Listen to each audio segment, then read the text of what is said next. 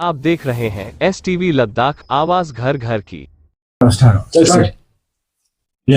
औज़ुबिल्लाहिमिनश्शैतानिर्रजीम, बिस्मिल्लाहिर्रहमानिर्रहीम।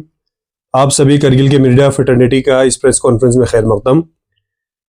और इस प्रेस कॉन्फ्रेंस का मौजू और टॉपिक, जैसे कि आप सबको पता है, हालिया दिनों में यूटी एडमिनिस्ट्रेशन की तरफ से नॉमिनेशन काउंसलर को एक नॉमिनेट करके यहाँ पे जो कल उनका ओथ सेरेमनी भी हुआ, तो उसके बारे में मैं वाज़ेह तरीके से पूरे पब्लिक में और पूरे पब्लिक डोमेन में कुछ अपनी सेट ऑफ कमेंट्स रखना चाहता था। सबसे पहली बात यह है कि it's a brute violation of the LHDC act. ये LHDC एक्ट का जो एक वायलेशन हुआ यूटी एडमिशन के द्वारा सेकेंड टाइम के लिए, पहले लेह में हुआ था, जिस तरह से आपको पता है, वहां पे भी प्रिंसिपल रिलीजियस माइनॉरिटी के नाम पे किसी को उन्होंने नॉमिनेट करके काउंसलर बना दिया था। और यहां पर भी एक वुमेन का सीट, खवातीन का सीट को उन्होंने किसी एडवोकेट को देकर इस एक्ट का फिर से वायलेशन इस साल इन्होंने यूटी एडमिशन के द्वारा हुआ है।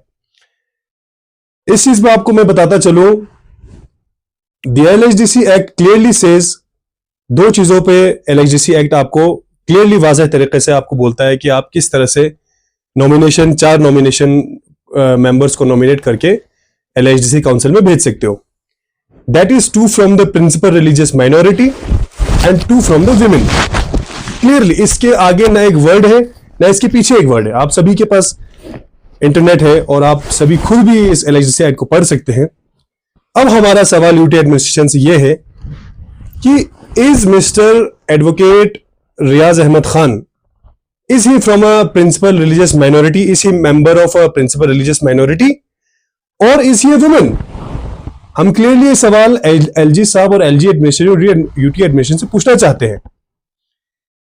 अगर वो रिलीजियस, प्रिंसिपल रिलीजियस माइनॉरिटी से नहीं है और वुमेन भी नहीं है, that is for obvious reason, तो उनको कैसे नॉमिनेट करके आप LHDC काउंसिल में भेज सकते हो? You are yourself violating this act.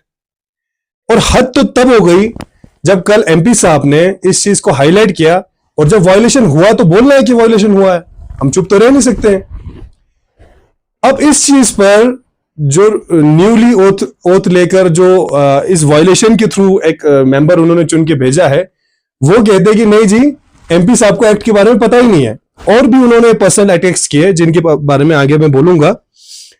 वो कहते हैं कि एक्ट के बारे में पता ही नहीं है। आप सभी व्यूअर्स से मेरी रिक्वेस्ट है कि आप भी LHDC एक्ट को खोलिए and we all have to speak up.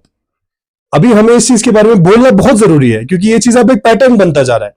पहले लेह में हुआ है, अब करगिल में हो रहा है, और आगे आने वाले टाइम में सरकारें फिर बदलेंगी। ऐसा नहीं है कि यही सरकार चलता रहेगा। तो आगे आने वाले सरकारों के लिए भी एक फुटप्रिंट बनता जा रहा है। तो फिर या तो आप पार्लियामेंट के थ्रू एक्ट को ही चेंज कर दीजिए ताकि हम भी बोल सके हाँ साहब आप एक्ट के हिसाब से चले, या तो आप बार बार इस एक्ट को वायलेट करके क्या साबित करना चाहते हैं? One thing. दूसरा मैं चीज, कल रियाज साहब ने हमारे MP साहब के बारे में कहा, जो कि हमारे पार्टी प्रेसिडेंट भी है।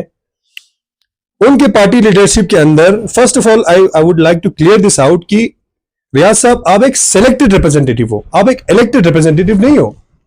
इलेक्ट होने के लिए आपने बहुत कोशिश किया। आप 2 बार आए थे चुलिस कंबो कॉन्स्टिट्यूंसी में लड़ने के लिए, दोनों बार आपने मुंह की खाई है, और दोनों बार आपको नेशनल कॉन्फ्रेंस के ही लीडर ने आपको हराया है। अल्ताफ साहब ने आपको हराया है। पहले तो चंद वोटों से हराया, उसके बाद तो हंड्रेड्स ऑफ वोट से आपको हराया। आपकी क्या कारकर्दगी है, आपको उन पे सोच और विचार करना चाहिए कि क्यों आपसे पब्लिक नफरत करती है और क्यों आपको पब्लिक ने रिजेक्ट किया है। You are a rejected leader.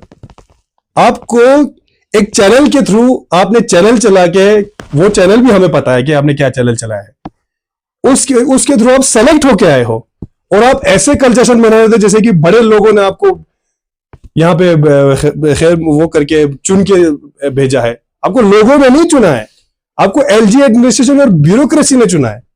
You have to understand this. First of all ये क्लियर हुआ।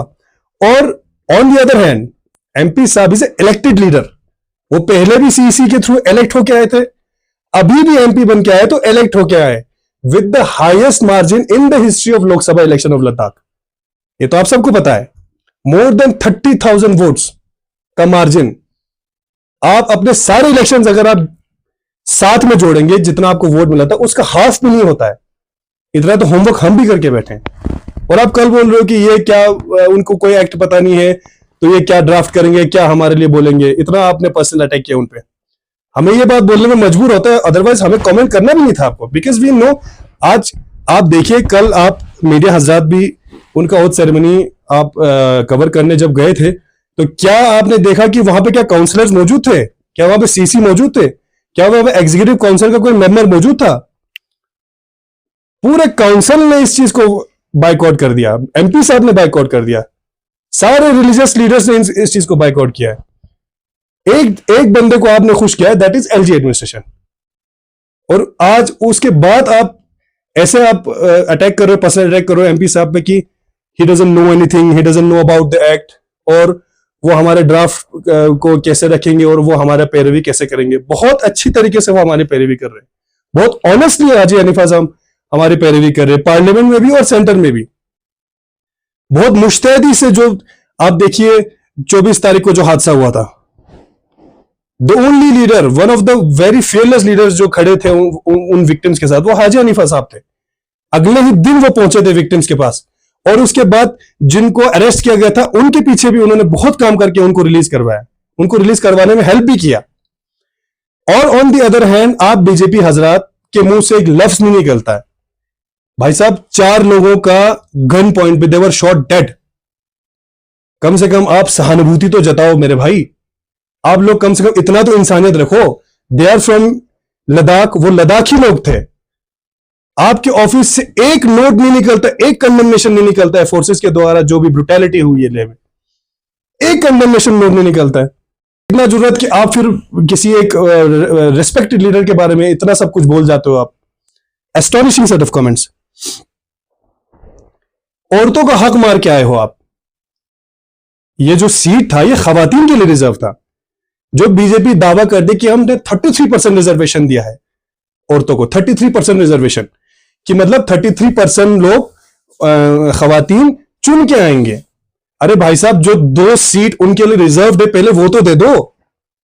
उनमें से भी आपने एक उठा के किसी मेल रिप्रेजेंटेटिव को दे दिया, और दैट अभी भी उस ऑर्डर में लिखा नहीं है कि ये किसके थ्रू दिया है, whether he is a member of principal religious minority और ही इज अ वुमन। आप कम से कम इतना तो बता दीजिए। और आप सभी मीडिया हजरात से भी मेरी गुजारिश है कि आने वाले दिनों में हमें पता चला है कि एलजी साहब का दौरा है करगिल में, आप उनसे ये बात पूछिए कि on which basis, on what grounds have you given this nomination. ये तो ब्रूटल आप वायलेशन कर रहे हो इस एक्ट का।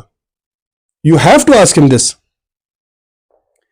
एंड लास्ट में बस मैं इतना कहना चाहूंगा कि इस तरह के पर्सनल अटैक्स आप करना बंद करिए। आपको एक्ट वायलेट करके मेंबर बनाया गया है, कोई खुशी की बात नहीं है आपके लिए कि आपको एक फीमेल मेंबर के सीट पे जो है नॉमिनेट करके भेजा गया है। That's not something to celebrate. इसका एक वायलेशन हुआ है, लोगों ने आपको बाइकआउट किया है, काउंसिल ने आपको बाइकआउट किया है, सीसी ने, एमपी ने, सब ने आपके ओथ सेरेमनी को बाइकआउट किया है। There is nothing to celebrate. अगर आप ठीक से डीपली सोचे इस चीज को, आपको करगिल में ही रहना है, आपको खवातीन का सीट था। Being a learned advocate, you should even speak up about this. अगर किसी और को कोई और चीज इसमें आगे कोई ये पर्सन आगे इसमें इंडिविजुअल आगे इसको वायलेट करता, तो बीइंग अ लर्नेड एडवोकेट आपको ये था कि आप इस चीज को प्रोटेक्ट करें। But on the other hand आपने खुद ही जाके उस सीट को हथिया लिया। तो लिहाजा बस इतना ही चीज मुझे आपसे शेयर करना था। बाकी अगर आपकी कोई क्वेश्चन हो, otherwise I think we are through. जी आवाज साहब, जिस तरह से कल यही सवाल हम लोगों ने एडवोकेट व्यास से ही पूछा कि आप जो है नॉमिनेटेड जो सीट था that was for principal minority और वुमेन के लिए, एग्जैक्टली उस सीट पे आए हैं, उस पे बहुत सारे लोग कंसर्न रेज कर रहे हैं। एग्जैक्टली तो उनका कहना था कि जो शिया है वो प्रिंसिपल माइनॉरिटी है और इस चीज के लिए करगिल के सभी रिलीजियस ऑर्गेनाइजेशन ने फाइट किया। देखिए, मतलब अब हम क्या कहें, उल्टा चोर कोतवाल को डांटे वाली बात है। आप हमें बताइए, मतलब आप भी इसी कम्युनिटी के मेंबर हैं, आप सभी इस करगिल के मेंबर्स हैं, करगिल के बाशिंदा हैं। मतलब क्या शिया मुस्लिम्स यहाँ पे माइनॉरिटी में, डू यू थिंक दैट सबसे बड़ा अगर ताज़ियत और शियाज का जो सेलिब्रेशन होता है, चाहे वो मुहर्रम हो चाहे वो ईद हो, ऑल ओवर इंडिया, लखनऊ के बाद अगर कहीं होता है तो वो करगिल में होता है। आई थिंक इवन लखनऊ से भी बड़ा। How are we a minority here? हम माइनॉरिटी कब से बन गए मुस्लिम शिया यहाँ पे करगिल में? मुझे तो वो समझ नहीं आता है। सीसी हमारा जा रहा है, एमपी हमारा जा रहा है, डीसी हमारे रह चुके हैं, एंड उसके बावजूद भी अगर हम माइनॉरिटी में, तो ये तो देखिए एक पैटर्न है बीजेपी का कि सेंटर में भी वो बोलते हैं कि जी हिंदू खतरे में, तो ये यहां पे भी कई कुछ ना कुछ वैसा ही नैरेटिव खड़ा करना चाहते हैं।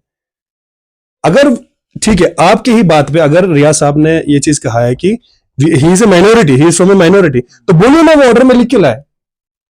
आप क्लियरली कल एलजी साहब अगर आ रहे तो ही शुड स्टेट दैट ना, that he was a member from a principal religious minority, तभी हमने उनको ये नॉमिनेशन दिया है, क्योंकि सीट तो उन्हीं का बनता है। अगर वो माइनॉरिटी मेंबर है और वो खुद को माइनॉरिटी मेंबर मानते हैं तो वेल एंड गुड। एलजी साहब को आके बिल्कुल डंके की चोट पे या फिर मीडिया के सामने कहना चाहिए।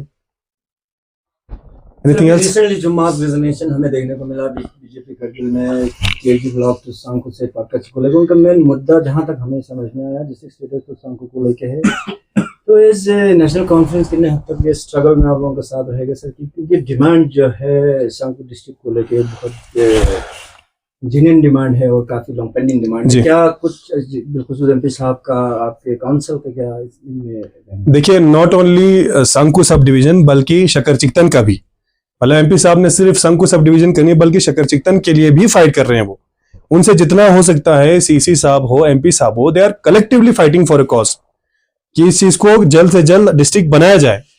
बट वो उस बेस पे या उस वैल्यू पे या उस आपको क्या कहूं कि उस कीमत पे नहीं होना चाहिए कि हमारे अदर राइट्स छूट जाए।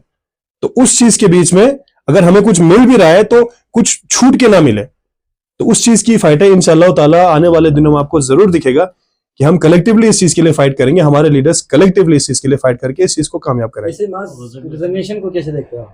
देखिए, वो तो इनका इंटरनल मैटर है। अगर उनके वहां के मेंबर्स इस चीज से खुश नहीं है, पहले तो I am not a member of the BJP, I am a spokes person of the national conference. तो ये चीज तो आपको उनसे पूछना चाहिए कि आप लोगों ने क्यों मास रेजिग्नेशन किया। मैं तो सिर्फ इतना कहना चाह रहा हूं आप सबसे, आप मीडिया हजरात के थ्रू हमारे करगिल के बाशिंदे को, कि वायलेशन हुआ है एलएचडीसी एक्ट का। ये एक औरतों और खवातीन का सीट था, रिजर्व था उनके लिए। इस एक्ट में बहुत खूबसूरती से 2 सीट खवातीन के लिए रिजर्व किया गया था इस एक्ट के द्वारा। तो उस चीज का वायलेशन हुआ है, औरतों का और खवातीनों का हक मारा गया है। इस चीज को हम सब के जहन में होना चाहिए, और ये चीज एवरीवन कलेक्टिवली हमें पूरा एज अ कौम इस चीज पर हमें बात करना चाहिए और बोलना चाहिए। जिस तरह से कल हाजी हनीफा जान साहब ने कहा कि नेशनल कॉन्फ्रेंस इस इशू को चैलेंज करेंगे, चैलेंज कैसे कर रहे हैं?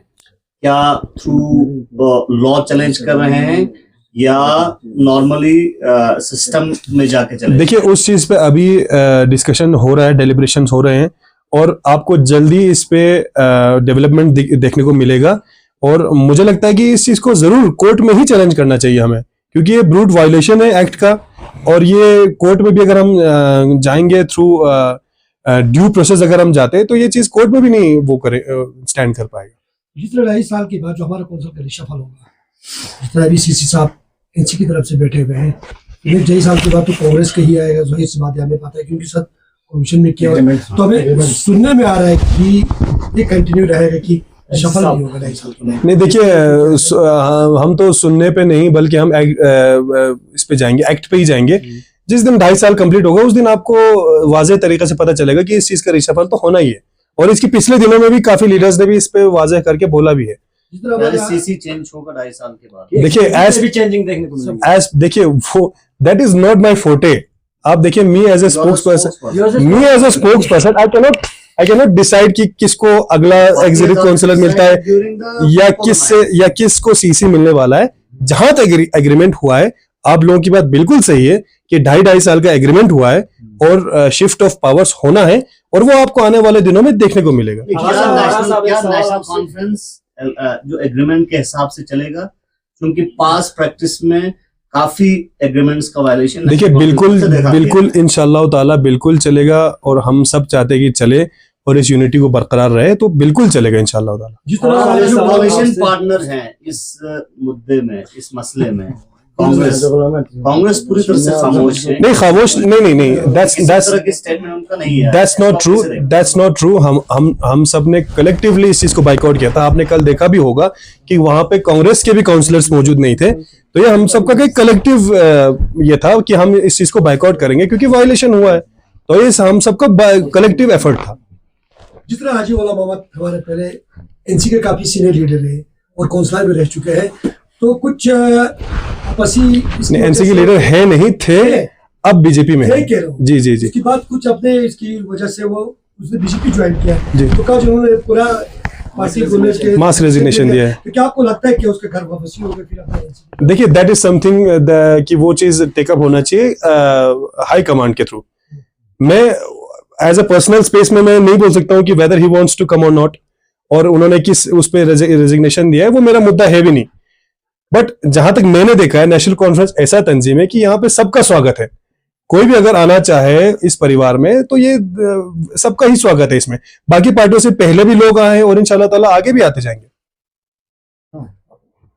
Thank you.